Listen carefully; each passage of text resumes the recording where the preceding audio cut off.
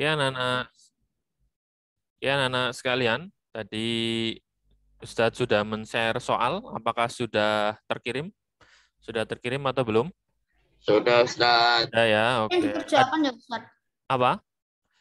Itu ada Iya, soal yang kemarin Ustadz bagikan dan ada soal yang baru ya. Ada yang baru dan ada yang baru Ustadz bagikan. Ustadz share screen terlebih dahulu. Kita mulai dari soal Al-Islam dulu ya. Kita mulai dari soal Al-Islam. Silakan bisa dibuka. Ini yang satu PowerPoint. Dan Ustadz sudah sertakan jawabannya. Dan yang satu PDF ya. Satu PDF dan satu PowerPoint. Kalian nanti fokusnya ke ini saja ya. Ke soal yang sudah Ustadz share.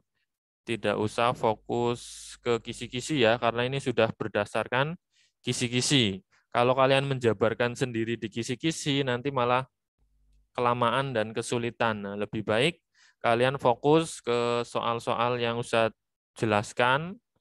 Nah, itu sudah berdasarkan kisi-kisi ya. Oke, sudah kelihatan? Kelihatan nggak? Sudah, Ustaz. Sudah ya. Ustaz. Oke, kita bahas ya. Kita jadi materinya Ustadz ulangi lagi. Untuk Al-Islam materinya adalah surah Al-Infitor sampai dengan menuntut ilmu ya. Jadi Al-Infitor sampai menuntut ilmu. Berarti ada Al-Infitor, At-Takwir, Abasa, Syirik, Munafik, ya, dan menuntut ilmu. Nah, ini sudah Ustadz cantumkan jawabannya juga ya. Tinggal kalian baca-baca. Nah, Ustadz mungkin menjelaskan sedikit saja ya. Jadi ini ada 30 soal. Tetapi untuk soal yang nomor 30 ya. 30 ini tidak usah tidak usah dipelajari ya. Karena ini sudah tentang berwawasan luas. Nah, ini soal-soal ini silakan kalian baca dan kalian pahami. Ada dari soal ini yang kurang jelas? Tidak ada ya, ini insya Allah sudah jelas semuanya.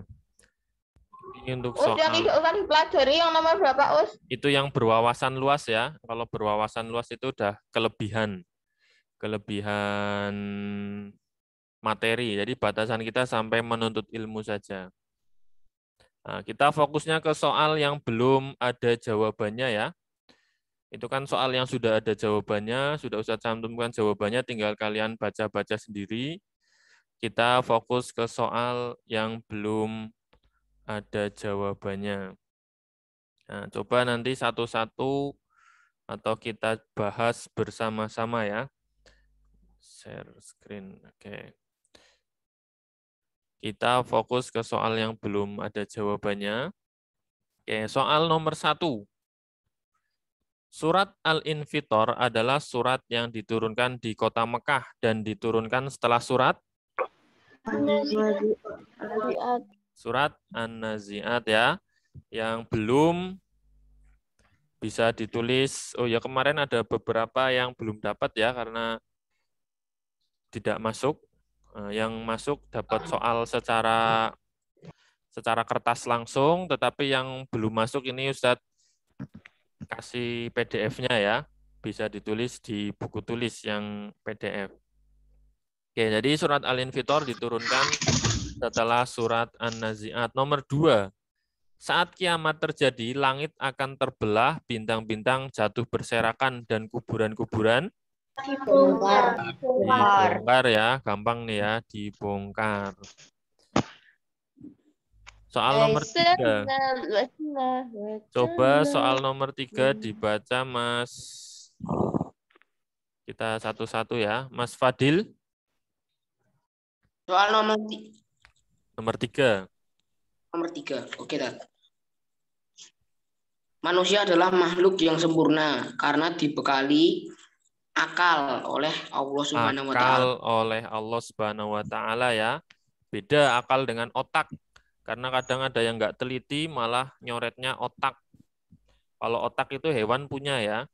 Tetapi kalau akal tidak punya. Selanjutnya nomor 4 Mas Karel.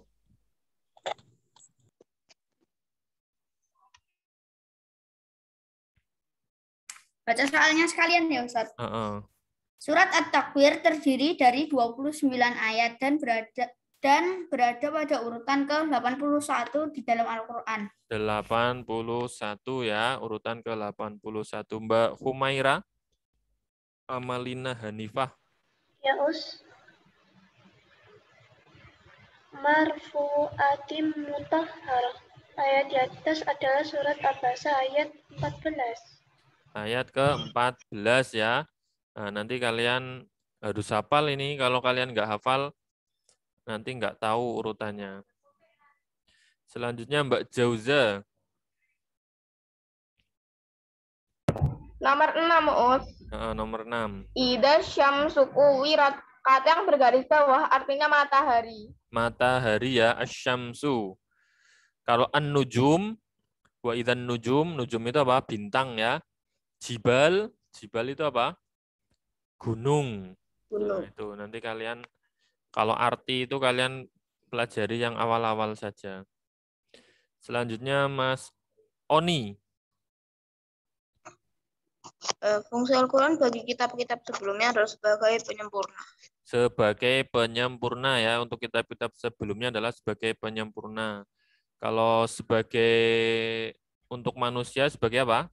Sebagai pedoman hidup. Kalau untuk kitab sebelumnya, kitab Injil, Taurat, Zabur, Al-Quran adalah sebagai penyempurna.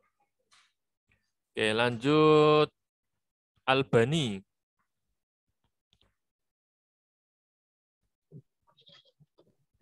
Yang sebab turunnya surat Abasa karena Nabi Muhammad bermuka masam kepada seorang yang buta yang bernama Abdullah bin Umi Maktum ya. Dia namanya adalah Abdullah bin Umi Maktum. Nomor 9 Khwarizmi. Peristiwa hari kiamat yang terdapat dalam unta-unta bunting ditinggalkan. Terus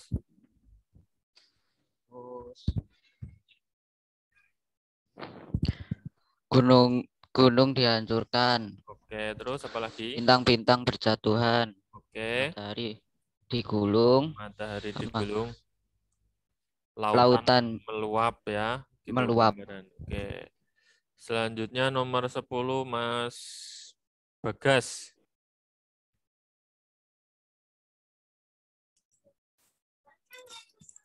Yes. Dibaca dan dijawab.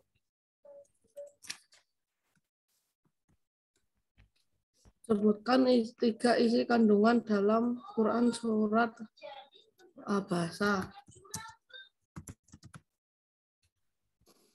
Apa saja isi kandungannya?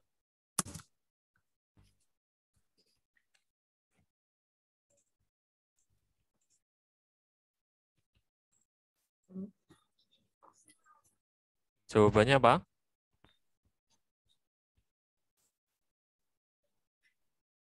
Mas Bagas.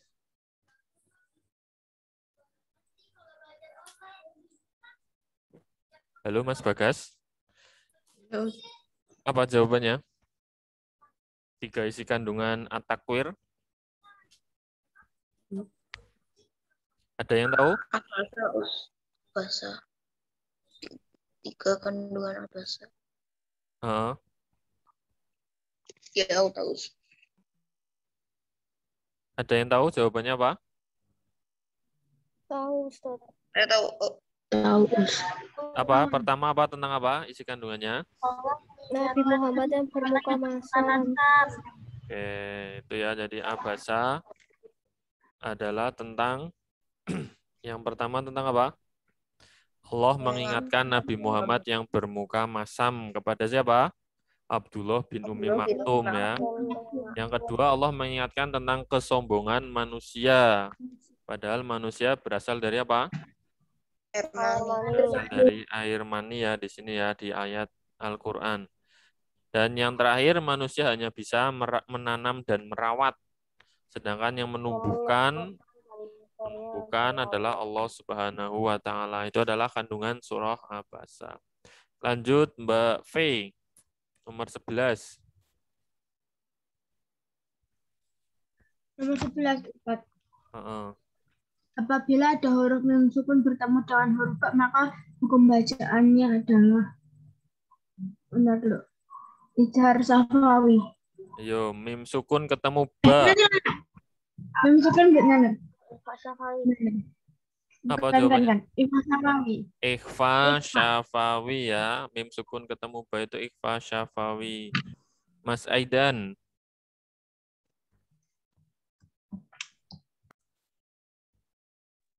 Idgham lain disebut juga dengan idgham mimi. Idgham mimi ya. Selanjutnya Aisyah Fira.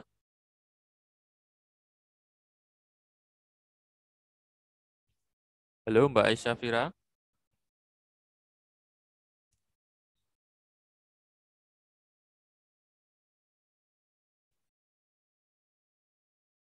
Wih, kok nge-lag.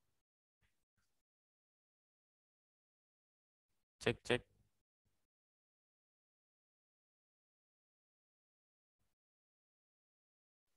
Terusnya hilang. Oke.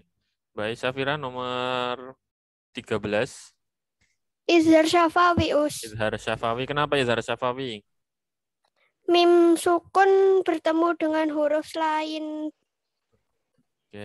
ba dan mim. Oke, selain mim dan ba ya. Izhar syafawi. Selanjutnya Mas Daru.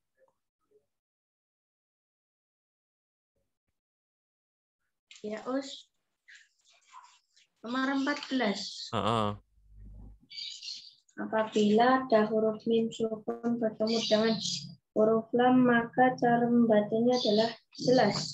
Oke, jelas ya, karena hukum bacanya adalah izhar syafawi. Mbak Raisa QS.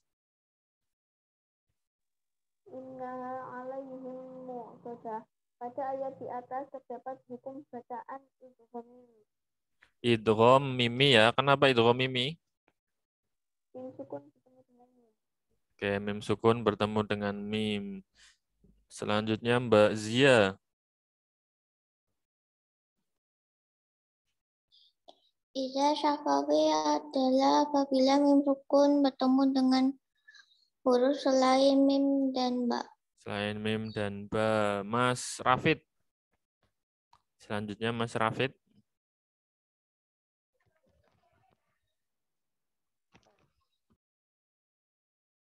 Mas Rafid nomor 17. Ya, Tat. Dibaca. Jadi Nomor 17. Tarmihim bihijarah. Panjang pendeknya diperhatikan. Pembacaan Tarmihim bihijarah. Ya, diulangi lagi. Tarmihim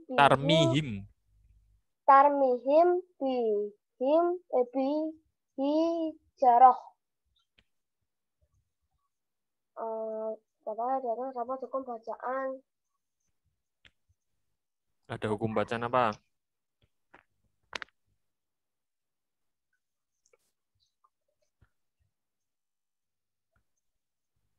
Hukum bacanya apa? Tarmihim bihijarah. Bacaannya Apa Mas Rafid? izhar syafawi. Izhar syafawi.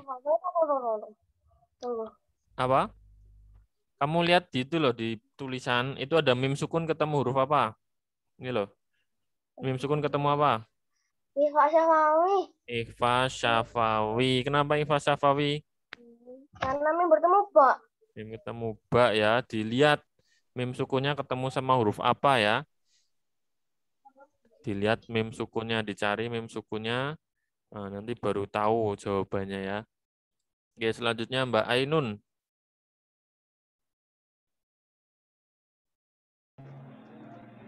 Apabila ada huruf mim sukun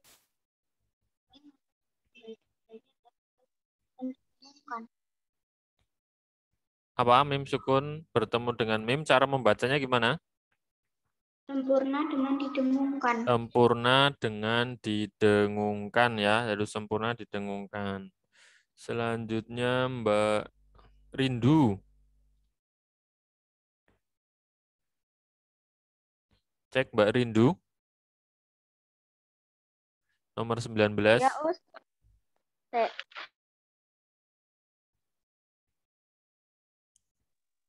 Nomor 19, Us. Jelaskan pengertian ikhfa syafawi. Apabila ada huruf mim sukun bertemu dengan huruf ba, maka cara membacanya samar-samar dan didengungkan. Oke, nomor 20 Mbak Natania Kalista. Mengapa kita harus mempelajari hukum mim sukun? Agar bacaan Al-Quran kita baik dan benar. Oke, agar bacaan Al-Quran kita semakin baik dan benar ya. Selanjutnya Mbak Najma Danis. 21. Ya, Tadi nomor 20 apa? 21. Nomor 20 itu agar bacaan kita baik dan benar ya. Nomor 21 Mbak Najma Danis. Syirik adalah menyamakan Allah dengan yang lain dalam hal yang menjadi kekhususannya. Kekhususan Allah yaitu dalam hal rububiyah, rububiyah, uluhiyah, asma wa sifat. Oke, rububiyah, uluhiyah, asma wa sifat ya. Itu adalah kekhususan Allah. Selanjutnya Amalia.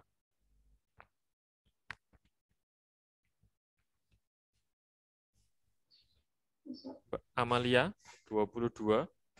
Seseorang mempercayai selain Allah ada yang bisa menghidupkan dan mematikan, merupakan contoh syirik dalam hal rububiyah.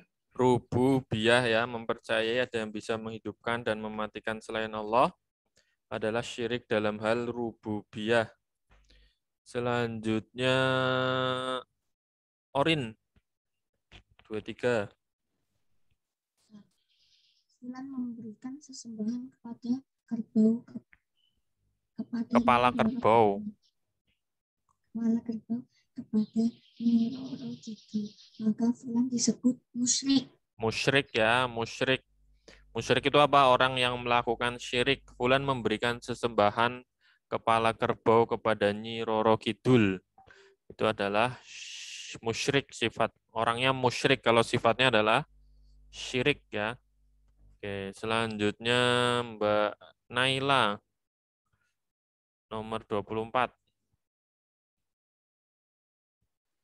Ketidaksamaan antara lahir dan batin dengan menampakkan kebaikan dan menyembunyikan keburukan adalah pengertian dari nifak. Nifak ya, ketidaksamaan adalah nifak. Kalau pelakunya namanya apa? Munafik. Munafik ya, sifatnya nifak. Yang melakukan namanya munafik. Oke, selanjutnya nomor 25. Avicenna.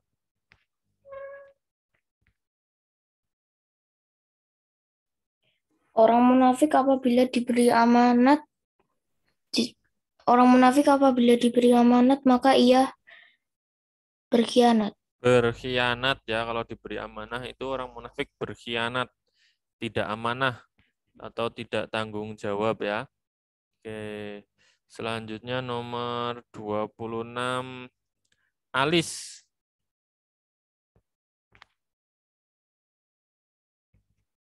Ini kita masuk yang kameranya tidak aktif ya. Kalau tadi yang sudah membacakan kok tiba-tiba kameranya tidak aktif, terus Ustadz tunjuk lagi karena urutannya di sini seperti itu ya. Di layar komputer ini kan agak acak. Mbak Alis, mana Mbak Alis? Iya, Pak Ustaz. Nah, dibaca nomor 26. Fulan bersumpah dengan nama selain Allah Subhanahu wa taala. Maka Fulan termasuk syirik dalam qauli. Qauli ya, bersumpah dengan nama selain Allah itu adalah syirik qauli atau perkataan. Jadi kalau kita sumpah harus dengan nama Allah. Selanjutnya Mbak Humi.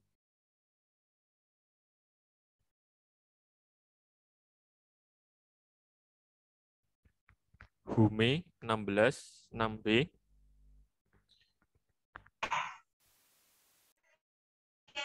Rasa takut yang memuncak kepada selain Allah akan mudarat yang terjadi merupakan perilaku syirik dalam rasa takut. Dalam rasa takut ya. Jadi kita tidak boleh takut berlebihan, apalagi takut sama setan. Takut sama setan secara berlebihan, hati-hati bisa menjerumuskan ke dalam syirik. Harusnya setan yang takut dengan kita ya. Selanjutnya Mbak Daneva.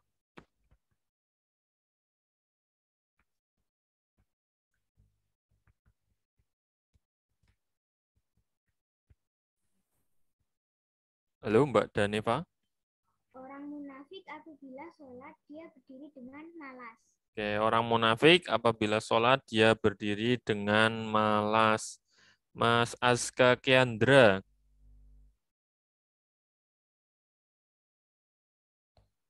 Ya, Us. Nomor 29.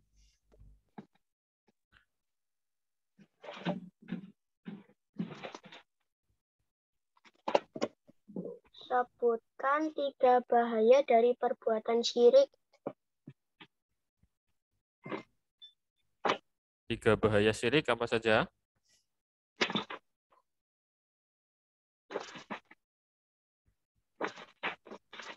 Bahayanya dosanya tidak diampuni. Terus? Allah haramkan surga. Oke, terus? Sama pahala amal kebaikan terhapus oleh syirik. Oke, itu adalah bahaya syirik ya.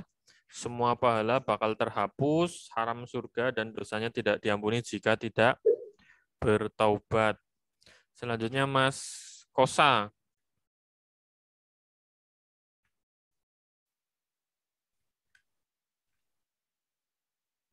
Mas Kosa.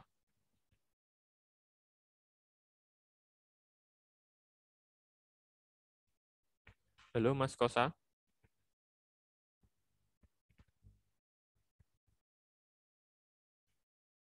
Ini kameranya aktif nggak? Respon Mas Kosa, apakah sinyalnya? Halo Mas Kosa.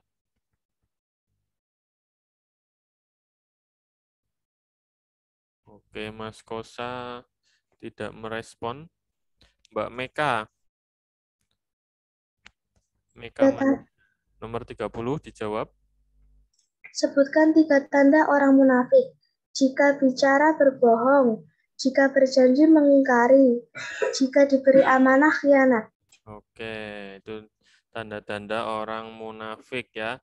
Selanjutnya nomor 31 Mbak Naufa. Sikap seseorang yang selalu merasa butuh dengan ilmu dan berusaha menambah ilmunya dengan berbagai cara adalah pengertian dari D. Senang menuntut ilmu. Senang menuntut ilmu ya. Selanjutnya Grendi.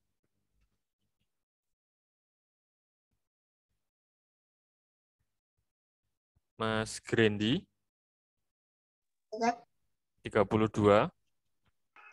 Hukum menuntut ilmu agama adalah A. Wajib. Wajib ya, hukumnya wajib. Selanjutnya Mas Davin.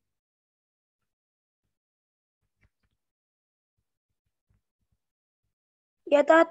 Nomor 33. Dalil tentang kewajiban menuntut ilmu dilewatkan oleh Ibnu Majah. Ibnu Majah ya, periwayatnya adalah Ibnu Majah. Selanjutnya Anfa. Salah satu cara agar tidak lupa dengan ilmu yang diperoleh adalah mengikat ilmu dengan menulis. Dengan menulis ya, agar tidak lupa adalah dengan cara menulis. Selanjutnya Mbak Rahela.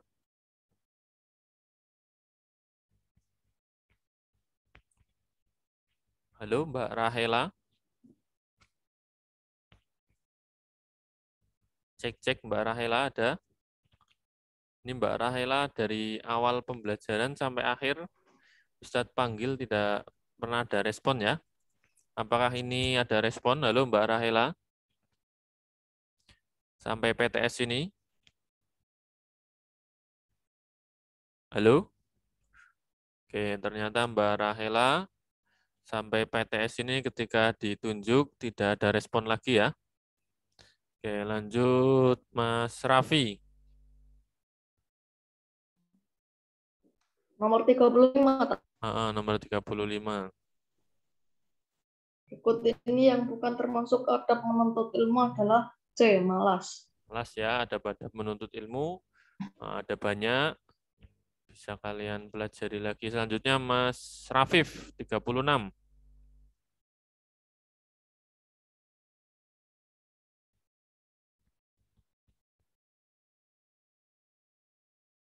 Mas Rafif.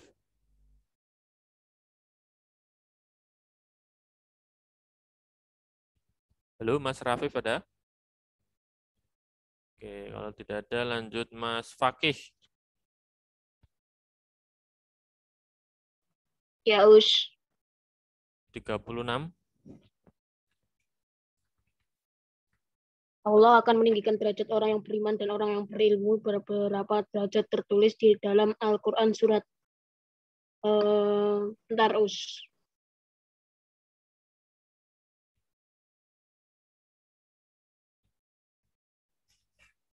Al-Mujadilah ayat 11, Us. Al-Mujadilah ayat 11 ya. Selanjutnya Mbak Iva. Ya, Ustadz. 37. Nomor 37. Dan siapa menempuh jalan untuk menuntut ilmu agama, maka Allah akan memudahkan baginya jalan menuju surga. Jalan menuju surga ya. 38.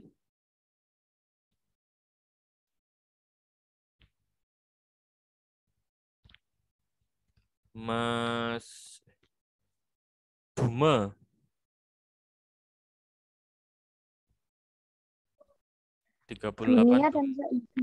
Dunia dan seisinya dimurkai Allah, kecuali yang memanfaatkannya demi kepentingan zikrullah dan yang serupa dengan itu. Ya, zikrullah. Oke. Jadi tentang zikrullah. Zikrullah itu apa?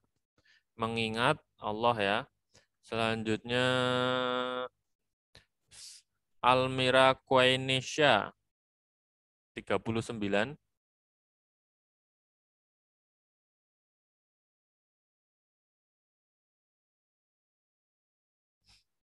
Almira Quainisha ada? Halo Almira? Oke, tidak ada. Lanjut Mas Fahri.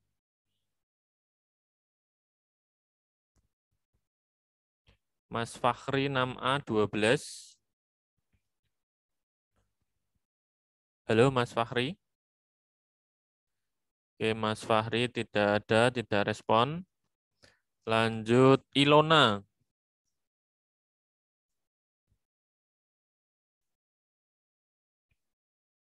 Halo Ilona. Ilona tidak ada juga. Selanjutnya Mufida. Ya, Us. Di nomor 39.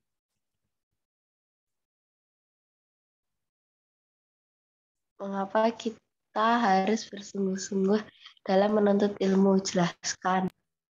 Oke, jawabannya apa?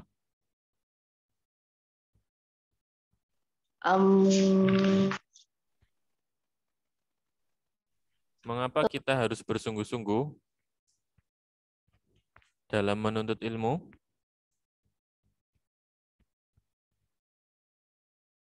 Apa jawabannya?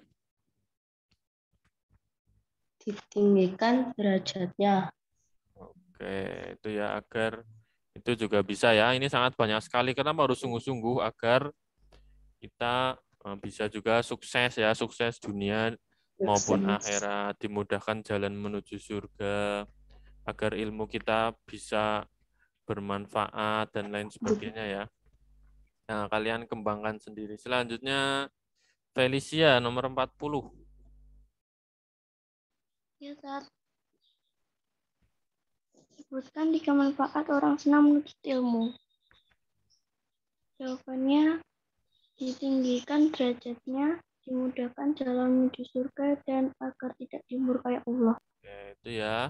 Itu adalah untuk soal yang kemarin Ustadz bagikan ketika kalian tatap muka ya. Ada beberapa yang belum dapat lembarnya, ini Ustadz kasihkan PDF-nya ya. PDF-nya. Oke, kita lanjut ke kemuhammadiyahan. Kemuhammadiyahan Ustadz men-share 2. Yang pertama PowerPoint dan yang kedua adalah PDF ya. Untuk yang PowerPoint sudah Ustadz cantumkan jawabannya ya. Jadi soal beserta kunci jawabannya tinggal kalian baca-baca sendiri ya, pelajari sendiri ya. Ini ada Ustadz perlihatkan share screen ya. Nah, ini adalah soal PowerPoint. Ini Ustadz ada 30 soal PowerPoint dan berikut kunci jawabannya ya. Jawabannya kalian bisa pelajari. Untuk PowerPoint-nya tidak usah bahas satu persatu, kita bahas ke soal yang belum ada jawabannya ya. Oke. Kita bahas soal yang belum ada jawabannya. Ini soalnya ada sedikit perbedaan dengan yang kemarin Ustadz share, tetapi intinya sama ya. Intinya sama. Oke. Ustadz perlihat. Sudah kelihatan belum ini soalnya?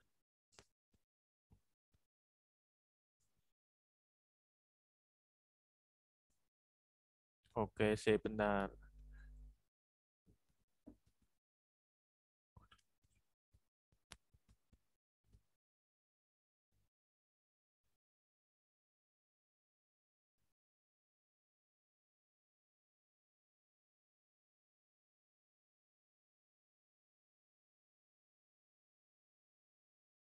Oke, benar.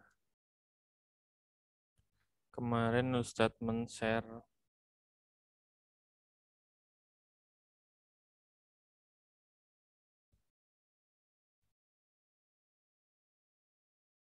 Oke, Ustadz men-share soal lagi. Ini soalnya yang sama persis dengan yang kemarin dibagikan kertas.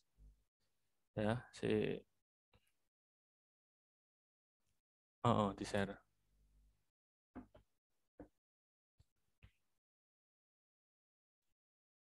Sudah masuk ke WA kalian? Sudah, Ustaz. Oke. Nah, ini ya kemarin kita Ustadz bagikan ini ke kelas ketika tatap muka. Oke.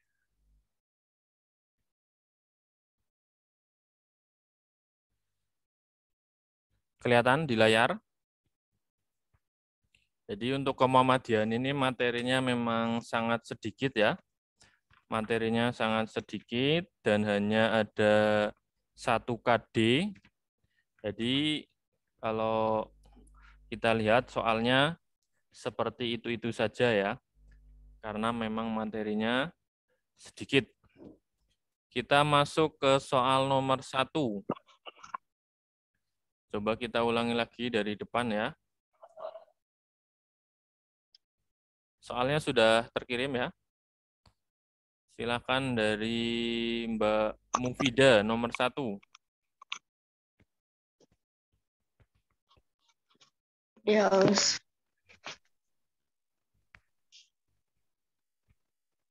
Nabi Muhammad Shallallahu Alaihi Wasallam menganjurkan umatnya untuk senantiasa gemar berolahraga. Olahraga berikut ini yang tidak dicontohkan pada zaman Nabi adalah tim sepak bola. Sepak bola ya. Oke. Nomor 2, Iva.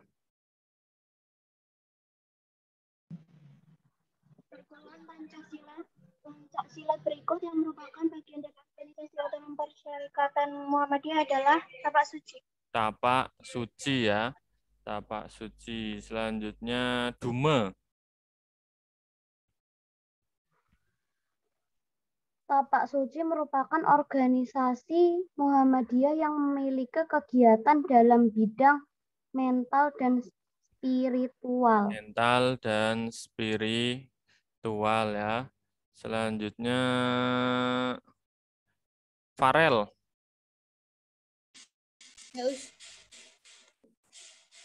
Tapak Suci merupakan organisasi otonom Nomor Muhammadiyah 4, nomor 4. Di samping kegiatan utamanya yang mengembangkan seni bela diri, Tapak Suci juga membina aspek rohani dengan mengamalkan ajaran Islam yang bersumber dari As-Sunnah dan Al-Quran. As-Sunnah dan Al-Quran ya. Al-Quran atau As-Sunnah. Lanjut Albani. Nomor 5. Sebagai organisasi yang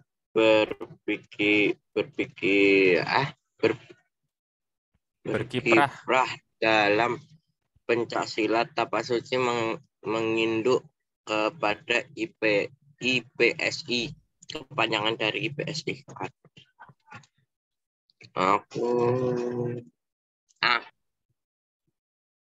Jawabannya Pak. A itu apa? Dibaca.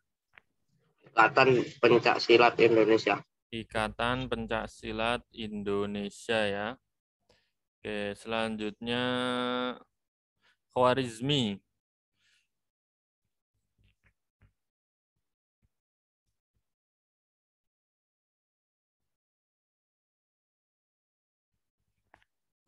Khwarizmi. Nomor 6. Nomor 6. Rasulullah pernah memenangkan pertandingan gulat dengan seseorang pemimpin Arab yang memiliki badan kekar dan besar. Nama tokoh pemimpin Arab yang dimaksud adalah B. Rukanah. Rukanah ya, Rukanah. Selanjutnya Oni. Oke. Organisasi Tapak Suci Putra Muhammadiyah didirikan pada tanggal 10 Rabiul Awal 1383 Hijriah atau bertepatan dengan tanggal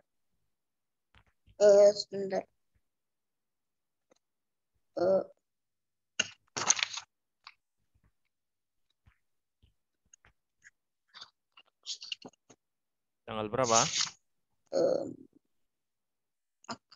Lupa.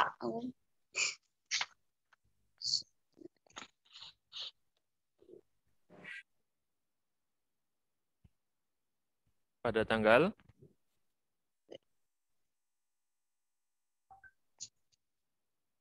31 Juli ya, 1963. Selanjutnya Mas Karel. Salah nggak apa-apa ya, Sob. Tujuan berdirinya Tapak Suci adalah mewujudkan cita-cita persyarikatan Muhammadiyah yang bertujuan untuk mewujudkan masyarakat Islam yang suci dan murni, bukan, Tat? Oke, tujuan berdirinya Tapak Suci apa? Suci dan murni ya. Suci. Tujuan berdirinya Tapak Suci.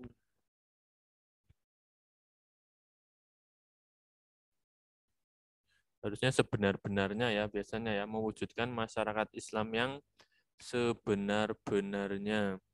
Kalau yang sini suci dan murni. Antara B dan D ya.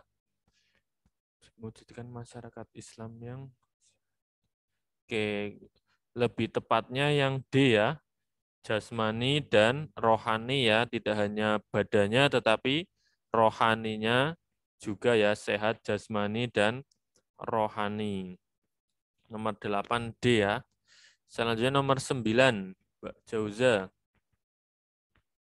Ya, perguruan yang menjadi cikal bakal tapak suci adalah perguruan Cikauman. Cikauman. Oke, selanjutnya Aisyah Fira. Dua kakak beradik asal Kauman pendiri perguruan Kauman yang merupakan cikal bakal berdirinya tapak suci pernah mengemban ilmu di Banjarnegara kepada PKH Bushro Syuhada. Bushro Syuhada. Selanjutnya Amalia.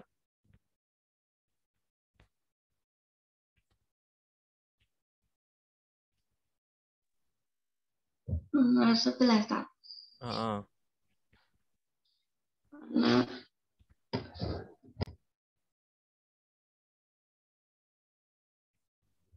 warna seragam yang dipakai oleh pendekar tapak suci Putra Muhammadiyah adalah apa warnanya?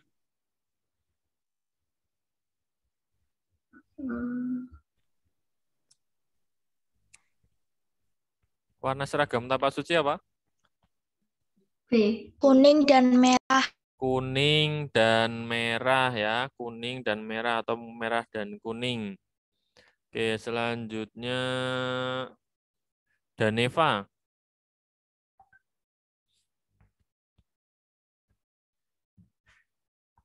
Pada tahun 1963, seragam tapak suci pertama kali dirancang oleh Ani Susanto dan Zundar Wisman. Zundar Wisman ya, perancangnya. Selanjutnya Aidan.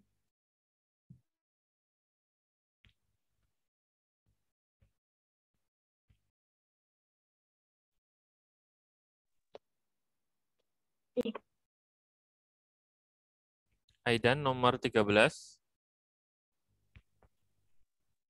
Dibaca. Gambar di bawah ini yang menunjukkan seragam tapak suci adalah Yang mana? C. C ya, gambarnya adalah C. Oke, lanjut. Adrian. Salah satu fungsi dari kegunaan dari seragam tapak suci adalah Apa kegunaannya?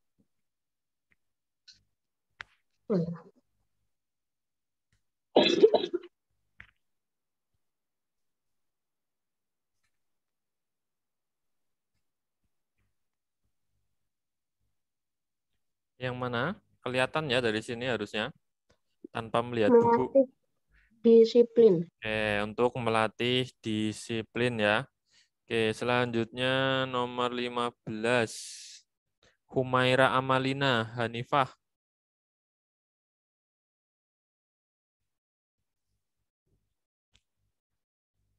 Ya, Us. Nomor 15. Sikap di bawah ini yang mencerminkan makna tapak suci berwarna merah adalah berani dalam menegakkan kebenaran. Berani dalam menegakkan kebenaran ya, betul. Mas Rafid.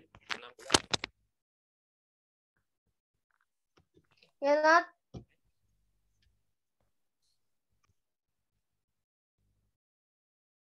Nomor 16 apa? Letak lambang tapak suci pada seragam tapak suci berada di bagian dada sebelah kiri. Kiri ya. Oke, lanjut Ayunda. Nomor 17 ya, Ustaz. Makna cincin pada bagian leher seragam tapak suci adalah melambangkan mental dan spiritual. Mental dan spiritual. Lanjut Raisa. 18, Ustaz.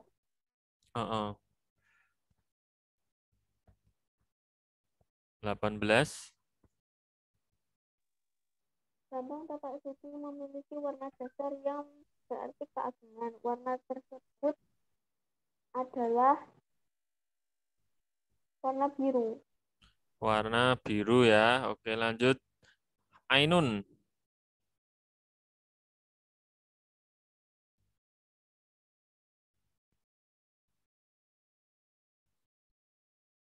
Ainun.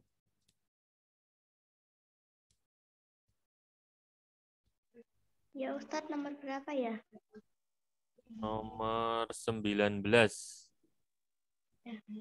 Berikut ini yang bukan termasuk bagian dari lambang tapak suci adalah bunga matahari. Bunga matahari ya. Oke, selanjutnya daru.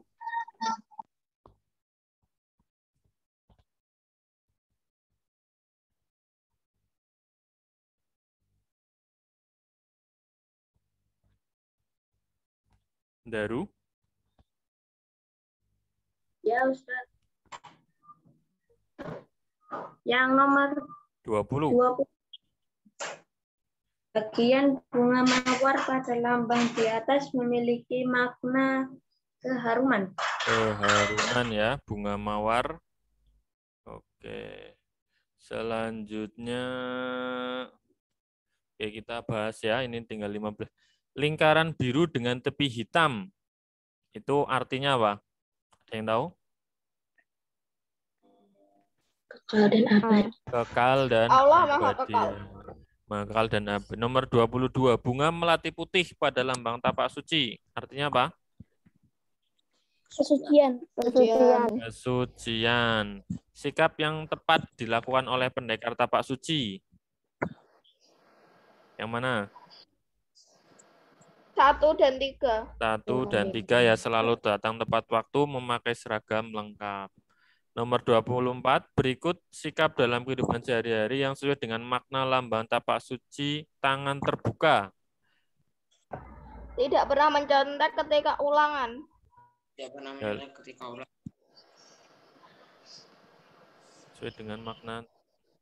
Oke, betul ya, tangan terbuka kan kejujuran. Jadi adalah tidak mencontek ketika ulangan. Jadi mengutamakan kejujuran. Nomor 25. Bukan jurus tapak suci yang mana? Jurus lebah. Jurus lebah ya. Oke, 26. Tapak suci adalah perguruan bela diri yang bersumber pada Al-Quran dan hadis ya, hadis atau as-sunnah juga boleh. Ini gampang, ini mukmin yang kuat lebih baik dan lebih istimewa daripada mukmin yang lemah ya. Tapak suci Putra Muhammadiyah berpusat di kota Yogyakarta ya. Seragam tapak suci diresmikan melalui Konferensi Nasional Tapak Suci 66 di kota Yogyakarta ya. Oke. Seragam tapak suci pendekar putri menggunakan kerudung berwarna hitam ya. Warna merah artinya apa? Keberanian. Sinar matahari kuning memiliki makna putra apa? Muhammadiyah. Bunga melati putih berjumlahnya berapa? 11. Bagian lambang tapak suci yang menyimbolkan keeratan. Berjari rapat. Tapak suci memiliki jurus-jurus dengan menggunakan nama flora dan fauna ya. Tuliskan 2 nama pendekar kakak beradik siapa saja? Yati dan M. Wahib. Tuliskan moto tapak suci. Motonya apa? Dengan iman dan akhlak saya menjadi kuat, tanpa iman dan akhlak saya menjadi lemah. Nomor 1, 2, 3. Nomor 1. Nomor 1 itu apa? Sinar ya, sinar matahari. Nomor 2. Melati. Oke, nomor 3. Daun kelopak hijau. Oke, daun kelopak hijau ya. 3 jurus tapak suci, wah, tahu semua ya, mawar, kata naga, ikan terbang, lembu. Nah, ini hanya menyebutkan 3 saja ya. Hikmah dari kisah Nabi Muhammad dapat mengalahkan Rukanah. Apa hikmahnya? Berani. Berani ya, keberanian. Nah, jadi kita harus berani. Walaupun sama orang yang lebih besar, lebih kekar ya, harus berani. Kita harus takut hanya kepada Allah. Siapa lagi selain berani?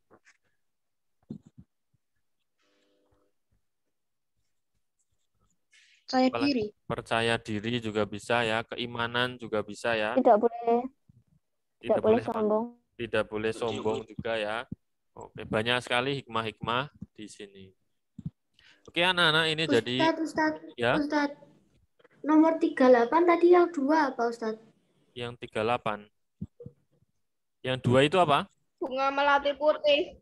Oh ya. Bunga melati putih. Bunga melati putih. Jumlahnya ada berapa? Nomor 3 Ada 11 ya.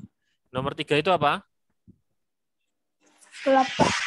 Daun kelopak hijau ya. Tanya Ustaz tadi kelewatan nomor 21 Ustaz. Nomor 21.